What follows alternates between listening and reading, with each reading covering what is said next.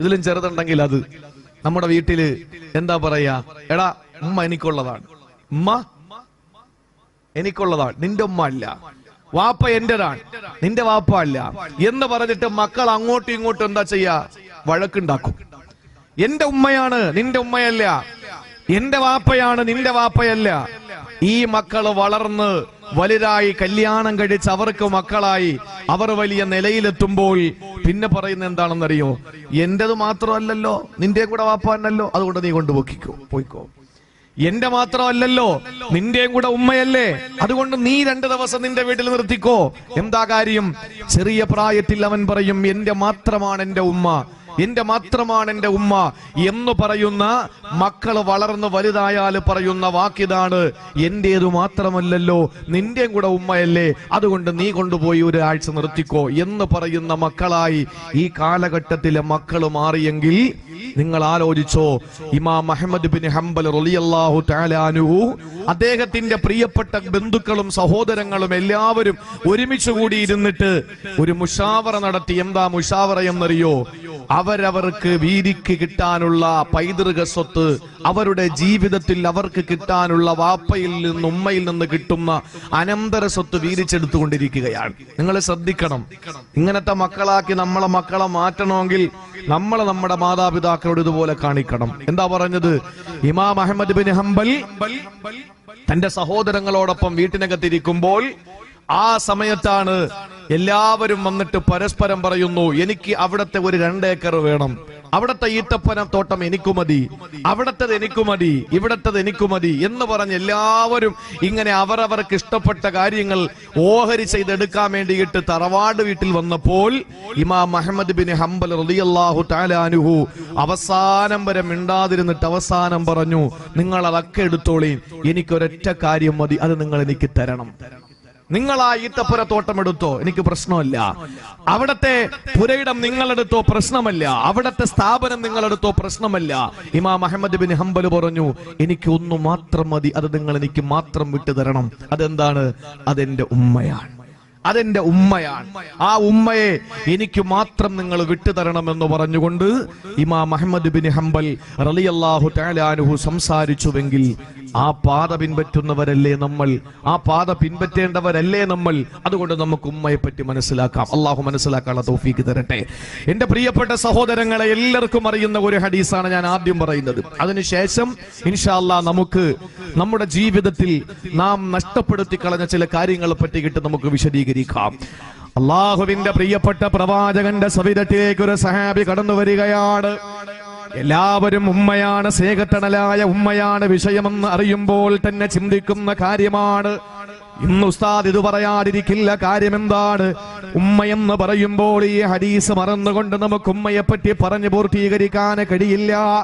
മാതാവിന്റെ മഹത്വം പറയുമ്പോൾ ഈ ഹദീസ് നമുക്ക് മാറ്റിവെച്ചിട്ടൊരു സംസാരം നമുക്കില്ല. പ്രിയപ്പെട്ട മാതാവിന്റെ മഹത്വം അറിയണോ? അല്ലാഹുവിന്റെ റസൂലിന്റെ മുന്നിൽ ഒരു സഹാബി കടന്നു വരികയാ. എന്നിട്ട് നബിയോട് ചോദിക്കുന്നു, യാ റസൂലല്ലാഹ്, പൊന്നാര നബിയേ, എനിക്ക് ആരോടാണ് ബാധ്യതയുള്ളത്? ഏറ്റവും വലിയ ബാധ്യത എനിക്ക് ആരോടാണെന്ന് പറഞ്ഞു തരുമോ എന്ന് ചോദിക്കുമ്പോൾ അല്ലാഹുവിന്റെ റസൂല് പറയുകയാണ്, നിന്റെ ഉമ്മയോടാണ്, നിന്റെ ഉമ്മയോടാണ്, നിന്റെ മാതാവിനോടാണ്. നബി തങ്ങളോട് വീണ്ടും ചോദിക്കുകയാണ്, പിന്നെ ആരോടാ നബിയേ? എന്റെ മാതാവിനോടുള്ള കടപ്പാട് കഴിഞ്ഞാൽ, എന്റെ മാതാവിനോടുള്ള ബാധ്യത കഴിഞ്ഞാൽ, എന്റെ മാതാവിനോടുള്ള സ്നേഹം കഴിഞ്ഞാൽ പിന്നെ ആരോടാണ് എനിക്ക് സ്നേഹമുള്ളത്? ആരോടാണ് എനിക്ക് കടമയുള്ളത്, കടപ്പാടുള്ളത്? ആ സമയത്തും റസൂലുള്ള വീണ്ടും പറയുന്നു, ഉമ്മുക, നിന്റെ ഉമ്മയോടാ. വീണ്ടും ചോദിച്ചു, നബിയേ, 2 ഭാഗവും പൂർത്തിയായല്ലോ, ഇനി ചോദിക്കട്ടെ, പിന്നെ ആരോടാ? പിന്നെ ആരോടാണ് എനിക്ക് കടമയുള്ളത്, കടപ്പാടുള്ളത്, ബാധ്യതയുള്ളത്? ആ സമയത്ത് റസൂലുള്ളാഹി മൂന്നാമതും പറഞ്ഞതെന്തെന്നറിയോ? നിന്റെ ഉമ്മയോടാണ്, നിന്റെ ഉമ്മയോടാ. ആ സമയത്ത് റസൂലുള്ളാഹിയോട് സഹാബി വീണ്ടും ചോദിക്കുകയാണ്, പറയുകയാണ്, പിന്നെ ആരോടാണ് നബിയെ, പിന്നെ ആരോടാണ്? നാലാമത് റസൂലുള്ള പറഞ്ഞതെന്തെന്നറിയോ? അബൂക്കാ, നിന്റെ വാപ്പയോടാ, നിന്റെ വാപ്പയോടാ. ആദ്യത്തെ 3 സ്ഥാനങ്ങളും കരകരമാക്കിയതാരാണ്? പ്രിയപ്പെട്ടവരെ, ഞാനും നിങ്ങളും ചവിട്ടി പുറത്താക്കിയ വൃദ്ധസദനത്തിൽ കൊണ്ടുവന്ന്, ആതുരാലയത്തിൽ കൊണ്ടുവന്ന് ഞാനും നിങ്ങളും അക്കാമഡേഷൻ കൊടുത്ത് ഞാനും നിങ്ങളും കൈ കഴുകി കളഞ്ഞ ഉമ്മയുണ്ടല്ലോ, ആ പ്രിയപ്പെട്ട മാതാവിനോട് 3 വട്ടം റസൂലുള്ള പറഞ്ഞു, 3 വട്ടം നിങ്ങളുടെ കടപ്പാട്, 3 വട്ടം നിങ്ങളുടെ കടമകള്, 3 വട്ടം നിങ്ങളുടെ ബാധ്യതകള്, 3 വട്ടം നിങ്ങളെ ബഹുമാനം, 3 വട്ടം നിങ്ങളെ സ്നേഹത്തണല് നിങ്ങളുടെ പ്രിയപ്പെട്ട ഉമ്മയാണെന്ന് പറഞ്ഞു കൊടുത്തിട്ട് 4ാം പ്രാവശ്യമാണ് പ്രിയപ്പെട്ടവരെ വാപ്പയെന്ന് റസൂലുള്ള പറഞ്ഞതെങ്കിൽ നിങ്ങൾക്കറിയണോ എന്താണ് ഈ ഹദീസിന്റെ ആശയം? എന്താ ഈ ഹദീസിന്റെ അർത്ഥം? എന്താ? 400 രൂപ കൊണ്ട് ജോലി ചെയ്തിട്ട് കൊണ്ടുവരുന്ന ചെറുപ്പക്കാരാ, അതിലും 300 രൂപ നിന്റെ ഉമ്മയ്ക്ക് കൊടുത്തിട്ട് 100 രൂപ വാപ്പയ്ക്ക് കൊടുക്കണമെന്നല്ല. അങ്ങനെ ഒരു ചിന്തയല്ല, അങ്ങനെ ഒരു അർത്ഥമല്ല റസൂൽ ഉദ്ദേശിച്ചത്. എന്താ റസൂലുള്ള ഉദ്ദേശിച്ചതെന്നറിയുമോ? നീ കച്ചവടം ചെയ്ത് ബിസിനസ് നടത്തിയിട്ട് നീ 500 രൂപ വീട്ടിൽ കൊണ്ടുവന്നാൽ അതിലും 300 രൂപ നിന്റെ മാതാവിന്റെ കൈവെള്ളയിൽ വെച്ച് കൊടുത്തിട്ട് 100 രൂപ മാത്രമാണ് നിനക്ക് അവകാശം നിന്റെ വാപ്പയ്ക്ക് കൊടുക്കാനുള്ളതെന്നല്ല റസൂല് പറഞ്ഞത്. പിന്നെയോ 3 വട്ടം നിന്റെ ഉമ്മയോടാണ് നിനക്ക് കടപ്പാടുകളെന്ന് പറഞ്ഞ റസൂലുള്ളാഹി എന്താണ് ആ ഹദീസിലൂടെ ഉദ്ദേശിച്ചതെന്നറിയോ? പ്രിയപ്പെട്ടവരെ, വാപ്പായും ഉമ്മായും എല്ലാ ത്യാഗങ്ങളിലും ഒരുപോലെയാണ്, എല്ലാ ത്യാഗങ്ങളിലും ഒരുപോലെയാണ്. പൊന്നുമക്കൾക്കൊരു രോഗം വരുമ്പോ, പ്രിയപ്പെട്ട സന്താനങ്ങൾക്കൊരു സങ്കടം വരുമ്പോ, അവർക്ക് ഏതെങ്കിലും ഒരു വിഷമം വരുമ്പോ വാപ്പയും ഉമ്മയും ഉണർന്നിരുന്നു കൊണ്ട് ഒരുപോലെ പൊട്ടിക്കരയുമല്ലോ. എല്ലാറ്റിലും എല്ലാ ത്യാഗങ്ങളിലും വാപ്പായും ഉമ്മായും ഒരുപോലെയാണ്. സഹോദരങ്ങളെ, നിങ്ങൾ ചിന്തിക്കുമല്ലോ ഉസ്താദേ, വാപ്പമാരല്ലേ പൊന്നുമക്കൾക്ക് അധ്വാനിച്ചുകൊണ്ട് കാശ് കൊടുത്ത്, അധ്വാനിച്ചുകൊണ്ട് അരമുണ്ട് ഇറുക്കി കൊടുത്തുകൊണ്ട് കഷ്ടപ്പെട്ടുകൊണ്ട് പൊന്നുമക്കളെ പോറ്റുന്നത് വാപ്പയല്ലേ? ആര് പറഞ്ഞു സഹോദരങ്ങളെ വാപ്പയില്ലാത്ത മക്കളെ പോറ്റുന്നതാരാ? വാപ്പയില്ലാത്ത മക്കളെ പോറ്റുന്നതാരാ? നിങ്ങൾക്കറിയോ? റസൂലുള്ളാഹിന്റെ പ്രിയപ്പെട്ട മണവാട്ടിയായ ലോകത്തുള്ള മുഴുവൻ വിശ്വാസികളുടെയും മാതാവായ സയ്യിദത്തുനാ ബീബി ആയിഷ റളിയല്ലാഹു അൻഹയുടെ മുന്നിൽ വന്ന് ആരോ കഥകിനെ മുട്ടുകയാ. ഈത്തപ്പന തടി കൊണ്ട് നിർമ്മിക്കപ്പെട്ട, ഈത്തപ്പന ഓലകൾ കൊണ്ട് ചാരി വെച്ച അല്ലാഹുവിന്റെ റസൂലിന്റെ കൊട്ടാരമുണ്ടല്ലോ, ചെറിയ കൊട്ടാരമുണ്ടല്ലോ, ആ കൊട്ടാരത്തിന്റെ വാതിൽക്കൽ വന്നാരോ മുട്ടുകയാണ്. ആയിഷ ബീവി കഥക് തുറന്നു നോക്കുമ്പോ തന്റെ മുന്നിൽ ആരാ നിൽക്കുന്നതെന്നറിയോ? ഒരു പെണ്ണാണ്, ഒരു സഹോദരിയാണ്. കണ്ണു കുടിഞ്ഞിരിക്കുകയാണ്, കവിള കുടിഞ്ഞിരിക്കുകയാ, പല്ലെല്ലും തിരിക്കുകയാ, വയറൊട്ടിയിരിക്കുകയാ, വല്ലാതെ വിശന്നിട്ട് വല്ലാതെ പട്ടിണി കിടന്ന പേക്കോലമായി കടന്നു തന്റെ മുമ്പിൽ വന്ന് നിൽക്കുകയാ. ഇത് സ്വഹീഹുൽ ബുഖാരിയിൽ നമുക്ക് കാണാം. സഹോദരങ്ങളെ, റസൂലുള്ളാഹിന്റെ ഭവനത്തിന്റെ മുമ്പിൽ വന്ന് ആയിഷയുടെ വീട്ടുമുറ്റത്ത് വന്ന്, അല്ലാഹുവിന്റെ റസൂലിന്റെ മണവാട്ടിയുടെ വീട്ടുമുറ്റത്ത് വന്ന് യാചിക്കുന്ന ഒരു പെണ്ണിനെ കണ്ടപ്പോ ആയിഷ ബീവി റളിയല്ലാഹു അൻഹ അത്ഭുതപ്പെട്ടു പോയി.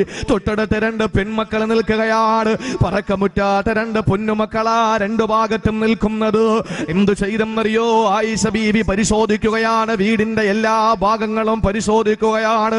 സുബ്ഹാനല്ലാഹ്, 3 ഈത്തപ്പഴമല്ലാതെ വേറൊന്നും വീട്ടിനകത്തില്ല. 3 ഈത്തപ്പഴമാണ് വീട്ടിനകത്തുള്ളത്. ആ 3 ഈത്തപ്പഴം എടുത്ത് എന്ത് ചെയ്തെന്നറിയോ?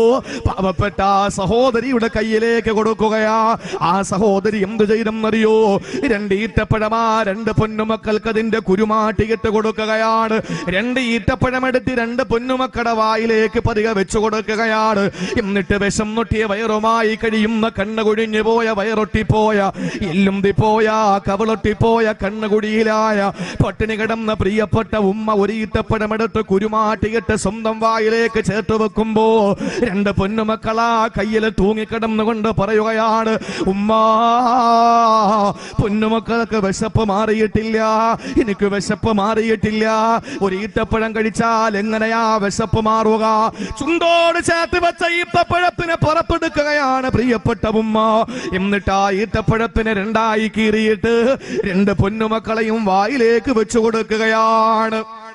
ഇത് കണ്ട അത്ഭുതത്തോടെ നോക്കി നിൽക്കുന്ന ആയിഷ ബീവിയുടെ മുമ്പിലേക്ക് റസൂലുള്ള മദീനത്തെ പള്ളിയിൽ നിന്ന് മടങ്ങി വരികയാ. ഇത് കണ്ടപ്പോൾ ആയിഷ ബീവി അല്ലാഹുവിന്റെ റസൂലിന്റെ അടുക്കലേക്ക് ഓടി വന്നിട്ട് പറയുന്നു, യാ റസൂലല്ലാഹ്, ഞാനൊരു വലിയ അത്ഭുതം കണ്ടു നബിയേ, ഞാൻ വലിയ ഒരു അത്ഭുതം കണ്ടു നബിയേ. റസൂലുള്ളാഹിയോട് നടന്ന സംഭവമെല്ലാം വിവരിച്ചു കൊടുക്കുമ്പോ ഹബീബായ നബി തങ്ങളുടെ കണ്ണിൽ നിന്ന് കണ്ണുനീർ തുള്ളികൾ ചാലിട്ടൊടുകയാ. എന്നിട്ട് റസൂലുള്ള പറഞ്ഞതെന്തെന്നറിയോ? മനുബുത്തുലിയ മിൻ ഹാദിഹിൽ ബനാത്ത്, ഈ പെൺമക്കളെ കൊണ്ട് ആരെങ്കിലും പരീക്ഷിക്കപ്പെട്ടാൽ, ഈ പെൺമക്കളെ കൊണ്ട് ആരെങ്കിലും ഒരാൾ പരീക്ഷിക്കപ്പെട്ടാൽ കുന്നലഹോ സിത്റം മിനന്നാർ, ഒരാൾക്ക് 2 3 1 പെൺമക്കളുണ്ടായിട്ട് ആ പെൺമക്കളെ പോറ്റാനും വളർത്താനും കെട്ടിച്ചേക്കാനും പഠിപ്പിക്കാനുമില്ല ഏതൊരു പിതാവ് മാതാവ് കഷ്ടപ്പെടുന്നുണ്ടോ ആ മാതാപിതാക്കളെ രക്ഷപ്പെട്ടവരാ. കുന്നലഹോ സിത്റം മിനന്നാർ, ആ പെൺകുട്ടികളെ നാളെ നരകത്തിന്റെയും അവരുടെയും ഇടയിലുള്ള വലിയ പടുകൂട്ട പർവ്വത സമാനമായ മറയാണ് എന്ന് ആദരവായ പ്രവാചകൻ നബി മുഹമ്മദ് മുസ്തഫ. സഹോദരങ്ങളെ, ഇവിടെ പൊന്നുമക്കൾക്ക് ഭക്ഷണം വാങ്ങാൻ നടന്നത് ഉപ്പയല്ല. അതുകൊണ്ട് ഞങ്ങളാണ് ഉസ്താദേ അധ്വാനിക്കുന്നത്, ഞങ്ങളാണ് പിക്കാസ് പിടിക്കുന്നത്, ഞങ്ങളാണ് കുന്താലി എടുക്കുന്നത്, ഞങ്ങളാണ് മൺവെട്ടിയെടുത്ത് മൺകോരിയെടുത്ത് പാടത്ത് പണിയെടുത്തിട്ട് പൊന്നുമക്കളെ പള്ളയിലേക്ക് ഭക്ഷണം കൊടുക്കുന്നത്. അല്ല സഹോദരങ്ങളെ, നിങ്ങളില്ലെങ്കിൽ പോലും നിങ്ങളുടെ പൊന്നുമക്കളെ ഒരു അല്ലലില്ലാതെ അലട്ടലില്ലാതെ പൊന്നുമക്കളെ വളർത്തുന്ന പെറ്റുമ്മയാണ്, ആ പെണ്ണുമ്മയാണ് വളർത്തിയെടുക്കുന്നതെങ്കിൽ പ്രിയപ്പെട്ട സഹോദരങ്ങളെ, ത്യാഗത്തിന്റെ വിഷയത്തിൽ ഉമ്മായും ഉപ്പായും ഒരുപോലെ തന്നെയാ. പക്ഷെ എന്തുകൊണ്ടാണ് റസൂലുള്ള പറഞ്ഞതെന്താണ്? നിന്റെ ഉമ്മയോട് ഉമ്മയോട് ഉമ്മയോട് 3 വട്ടം നിനക്ക് കടമ നിന്റെ ഉമ്മയോടാണ്, അതിൽ 4ാമത്തെ വട്ടമാണ് പൊന്നുമോനെ നിന്റെ വാപ്പയോട് കടമയുള്ളത് എന്ന് പറഞ്ഞതൊരിക്കലും റസൂലുള്ളാഹി പറഞ്ഞത് 300 രൂപ ഉമ്മക്ക് കൊടുക്കുമ്പോൾ 100 രൂപ വാപ്പയ്ക്ക് കൊടുത്താ മതിയെന്നല്ല, 1000 രൂപ വാപ്പയ്ക്ക് കൊടുക്കുമ്പോ 3000 രൂപ ഉമ്മക്ക് കൊടുക്കണമെന്നല്ല. പിന്നെ എന്താ? വാപ്പാക്ക് കഴിയാത്ത ഇല്ല. ശാസ്ത്രം എത്ര കുതിച്ചുയർന്നാലും ശാസ്ത്രം എത്ര പുരോഗമിച്ചാലും ഒരു വാപ്പാക്കും കഴിയാത്ത 3 സംഗതികൾ ഉമ്മായിൽ നിന്ന് മാത്രമാണ് ലോകത്ത് സംഭവിക്കുക. അത് പരിശുദ്ധമായ ഖുർആൻ സൂറത്തുൽ ലുഖ്മാൻ സൂറത്തുൽ അഹ്ഖാഫ് അല്ലാഹു ലോകത്തിന് പഠിപ്പിച്ചു കൊടുക്കുകയാണ്. വാപ്പാക്ക് ചെയ്യാൻ കഴിയാത്ത 3 കാര്യങ്ങളാണ് പ്രിയപ്പെട്ടവരെ ഉമ്മ മാത്രം ചെയ്യുന്നത്. അതുകൊണ്ടാണ് ഉമ്മയ്ക്ക് 3 കടമകൾ 3 പദവികൾ അല്ലാഹു ദുനിയാവിൽ വെച്ച് തന്നെ സമ്മാനിച്ചത്. വാപ്പാക്ക് ചെയ്യാൻ കഴിയാത്ത 3 കാര്യങ്ങൾ ഉമ്മയ്ക്ക് മാത്രമേ കഴിയൂ. ആ 3 കാര്യങ്ങൾ ഖുർആനിലൂടെ വളരെ വ്യക്തമായി അല്ലാഹു പറഞ്ഞിട്ടുണ്ട്. അതില് വാപ്പ ഷെയറാവൂല, അതില് വാപ്പ പാർട്ണറാവൂല, അതില് വാപ്പ ഒരിക്കലും അതില് ഒരുമിച്ച് നിന്നുകൊണ്ട് ചെയ്യാൻ കഴിയില്ല. അത് ഉമ്മയ്ക്ക് മാത്രം സ്വന്തമാണ്, അത് ഉമ്മയ്ക്ക് മാത്രം സ്വാർത്ഥതയുള്ളതാണ്, അത് ഉമ്മാക്ക് മാത്രം പറഞ്ഞിട്ടുള്ളതാണ്, അത് ഉമ്മയ്ക്ക് മാത്രമേ ചെയ്യാൻ കഴിയൂ. അത് ഖുർആനിലൂടെ പടച്ചതമ്പുരാൻ വ്യക്തമാക്കിയിരിക്കുകയാണ്. അള്ളാഹു മനസ്സിലാക്കാനുള്ള തൗഫീക്ക് തരട്ടെ. എന്റെ പ്രിയപ്പെട്ടവരെ, വഴല് കേട്ടിട്ട് എഴുന്നേറ്റ് പോയാ പോരാ. ഉമ്മയോട് ആരെങ്കിലും അനാദരവോടെ സംസാരിച്ചിട്ടുണ്ടെങ്കിൽ ആ ഉമ്മാന്റെ കാല് പിടിച്ചിട്ട് ആ കാൽപാദത്തിന്റെ ചുവട്ടിൽ നോക്കണം. അവിടെയാണ് സ്വർഗം, അവിടെയാണ് സ്വർഗം. അള്ളാഹു നമ്മുടെ മാതാവിനെ, നമ്മുടെ പ്രിയപ്പെട്ട ഉമ്മായെ പൊന്നുപോലെ നോക്കാൻ അള്ളാഹു നമുക്ക് ഭാഗ്യം നൽകി അനുഗ്രഹിക്കുമാറാവട്ടെ. ഏതൊരു മനുഷ്യന്റെയും വിജയത്തിന്റെ പിന്നിൽ ഉമ്മാന്റെ ദുആ ഉണ്ടാകും. ലോകത്ത് ഇമാം ബുഖാരി തങ്ങൾ കാഴ്ച കിട്ടിയ സംഭവം നമുക്ക് പറയാൻ സമയമില്ല, അതുകൊണ്ട് ഞാൻ ആ ഭാഗത്തെ പറ്റി പറയുന്നില്ല. ഇമാം ഷാഫി റളിയല്ലാഹു അൻഹു, എത്ര മഹാരഥന്മാരാണ്, എന്തിനേറെ ഇന്നത്തെ ഇരു ഹറമുകളുടെ മേധാവി ബഹുമാനപ്പെട്ട അബ്ദുറഹ്മാൻ സുദൈസ്, അദ്ദേഹത്തിന്റെ ഈ വലിയ വിജയത്തിന്റെ പിന്നിലും തന്റെ പ്രിയപ്പെട്ട മാതാവിന്റെ ദുആ ആയിരുന്നു എന്ന് ചരിത്രത്തിൽ കാണാം. എല്ലാവരുടെയും ദുആ, അവരുടെ ജീവിതത്തിന്റെ പിന്നിൽ ഒരു ഉമ്മയുടെ 2 കൈകളും 2 കണ്ണും 2 തുള്ളി കണ്ണീരും ഉണ്ടാകും. അതുകൊണ്ടാണ് എന്റെ പ്രിയപ്പെട്ടവരെ, ഒന്ന് ചിന്തിച്ചു നോക്ക്. നമ്മുടെ ജീവിതത്തില് അള്ളാഹു നമുക്ക് നൽകിയ ഒരു സ്വത്താണ് നമ്മുടെ പ്രിയപ്പെട്ട ഉമ്മയെങ്കിൽ നിങ്ങൾ ഒന്ന് ആലോചിച്ച് നോക്ക്. വാപ്പ, നിങ്ങൾക്ക് മനസ്സിലാവുന്നുണ്ടോ? ഉമ്മയ്ക്ക് 3 പദവി. നിങ്ങൾ ആരും അതിന്റെ ദുർവ്യാഖ്യാനങ്ങൾ കൊടുക്കാൻ പാടില്ല. ചിലർ മനസ്സിലാക്കിയിരിക്കുന്നത് എന്താണ്? എടാ, ഉമ്മ ഒരിക്ക വിളിച്ചു പോകണം, 2ാമത് വിളിച്ചു പോകണം, 3ാമത് വിളിച്ചു പോകണം. വാപ്പയാണെങ്കിലോ ഒരിക്കൽ വിളിച്ചു പോണ്ട, രണ്ടാമത് വിളിച്ചു പോണ്ട, മൂന്നാമത് വിളിച്ചിട്ടും പോണ്ട, നാലാമത് വിളിക്കുമ്പോ വാപ്പാക്ക് വിളിക്കുത്തരം കൊടുത്താൽ മതി. കാരണം നാലാമത്തെ പദവിയെ വാപ്പാക്കുള്ളൂ എന്നാണോ അതിന്റെ അർത്ഥം? ഒരിക്കലുമല്ല. ഉമ്മാക്ക് ജോലി ചെയ്തിട്ട് വന്നിട്ട് 3000 കൊടുക്കുമ്പോ വാപ്പാക്ക് 1000 കൊടുത്താൽ മതി, അങ്ങനാണോ? അങ്ങനല്ല. എന്തുകൊണ്ടാണ് 3 പദവിയും റസൂലുള്ളാഹി ഉമ്മയോടാണെന്ന് പറഞ്ഞത്? വാപ്പാക്ക് കഴിയാത്ത 3 കാര്യങ്ങൾ ഉമ്മയ്ക്ക് മാത്രം കഴിയുന്നു. അതേതൊക്കെ മക്കളെ? പറയ്. ആ പറഞ്ഞോ. പപ്പടോ? പിന്നെ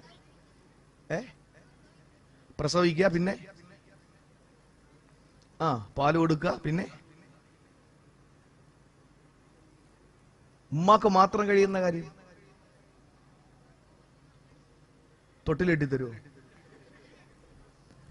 ഉമ്മാക്ക് മാത്രം കഴിയുന്ന കാര്യം വിശുദ്ധ ഖുർആൻ തന്നെ പറയട്ടെ, നമ്മൾ പറയണ്ട, അള്ളാഹു തന്നെ പറയട്ടെ, അതിൽ വാപ്പാക്ക് പങ്കാകാൻ പറ്റും. നിങ്ങൾ പറയും ഞങ്ങളല്ലേ അധ്വാനിച്ചു കൊണ്ട് കൊടുക്കുന്നത്. എടാ, നിങ്ങളില്ലെങ്കിൽ ഉമ്മ നിങ്ങളെ മക്കളെ വളർത്തും. ഒരു സംശയം അക്കാര്യത്തിൽ വേണ്ട. അതിന്റെ ഒരു സംഭവം ഞാൻ പറഞ്ഞത്, ഒന്നുമില്ലാത്തതിന്റെ പേരില് ഉമ്മ 2 പൊന്നുമക്കളെ കൈപിടിച്ചിട്ട് പാവപ്പെട്ട ഉമ്മ ആളുകളുടെ മുമ്പിൽ വന്നിട്ട് യാചിക്കുകയാണ് തന്റെ മക്കളെ വളർത്താൻ. നമ്മളില്ലെങ്കിൽ നമ്മൾ കരുതും, ഹോ നമ്മളൊക്കെ ഗമാണിക്കുന്ന അങ്ങനെയാ. എന്താണ്?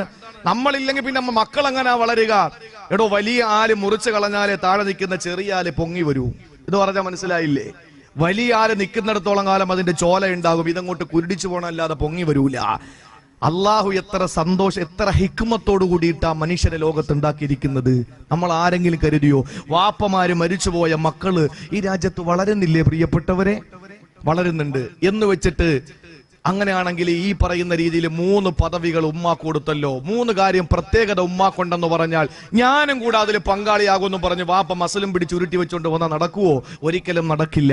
ഉമ്മാക്ക് മാത്രം കഴിയുന്ന 3 കാര്യം അള്ളാഹു പറഞ്ഞു.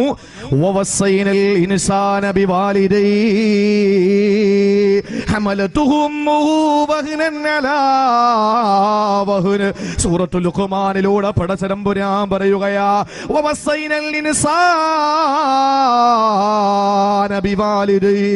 മാതാപിതാക്കളോട് ഗുണം ചെയ്യണമെന്ന് നാം വസിയ്യത്ത് ചെയ്യുകയാ.